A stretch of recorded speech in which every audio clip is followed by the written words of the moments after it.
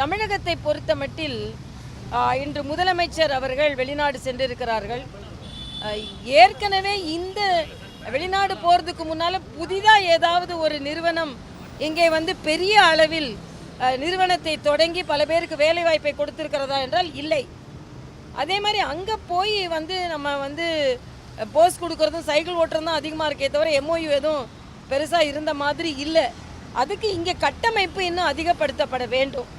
ஓரளவிற்கு அந்நிய நாடுகளிலிருந்து தமிழகத்திற்கு முதலீடு வருகிறது என்றால் அது மரியாதைக்குரிய பாரத பிரதமர் அவர்கள் இத்தனை நாள் வெளிநாடுகளுக்கு சென்று பாரத தேசத்தை பற்றி ஒரு நல்லெண்ணத்தை ஏற்படுத்தி வைத்ததனால்தான். அதனால் முதல்லாம் மரியாதைக்குரிய பிரதமர் வெளிநாடு சொன்னால் எல்லாம் கேலி பேசினாங்க.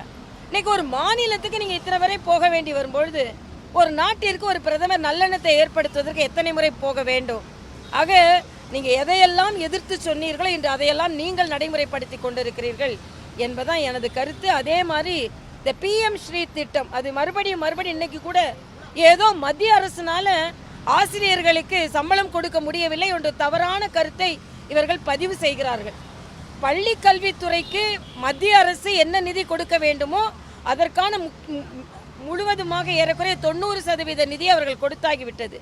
இந்த பிஎம் ஸ்ரீ திட்டத்தை இதற்கு முந்தைய தலைமைச் செயலர் நாங்கள் நடைமுறைப்படுத்துகிறோம், அதனால் 3வது 4வது பங்கை நீங்கள் ரிலீஸ் செய்யுங்க கொடுங்க என்று எழுதிவிட்டு அதுக்கப்புறம் இப்போ நாங்கள் நடைமுறைப்படுத்த மாட்டோம் என்று சொன்னால் என்ன அர்த்தம்? நான் ஏற்கனவே புதுச்சேரியில் அட்மினிஸ்ட்ரேஷனில் இருந்திருக்கேன். இந்த திட்டத்திற்காக இதற்காக நிதி ஒதுக்கப்பட்டது என்றால் அதற்காகத்தான் அதை பயன்படுத்த முடியும். ஆக அதற்காக பயன்படுத்துகிறோம் என்று எழுதிவிட்டு இன்று நாங்கள் பயன்படுத்த மாட்டோம் என்று சொல்வது சரியல்ல. அதனால் முற்றிலுமாக தவறு செய்தது திராவிட முன்னேற்ற கழகம் தான். இன்னொன்று, கார் ரேஸை உங்களால் அவ்வளோ சீக்கிரம் நடத்த முடியுது. ஆனால் ஒரு புதிய கட்சி தொடங்கி ஒரு மாநாடு நடத்துறதுக்கு ஒரு இடத்தை கேட்குறதுக்கு அவர் லீவில் போயிருக்காரு, இவர் லீவில் போயிருக்காரு, 21 கேள்வி 22 கேள்வி.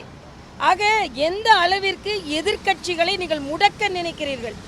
பாரதிய ஜனதா கட்சி அப்படி தான் கள்ளக்குறிச்சியை பற்றி இங்கே ஆர்ப்பாட்டம் நடத்தும் போது பெண்களை எல்லாம் கைது செய்தீர்கள். ஆக எதிர்கட்சிகள் எல்லாம் யாருமே இருக்கக்கூடாது, முடக்கிவிட வேண்டும். ஏனென்றால் இந்த திராவிட முன்னேற்ற கழகத்திற்கு அவ்வளவு பயம் வந்துவிட்டது. 2026 பார்த்து தான் என்னால் சொல்ல முடியும்.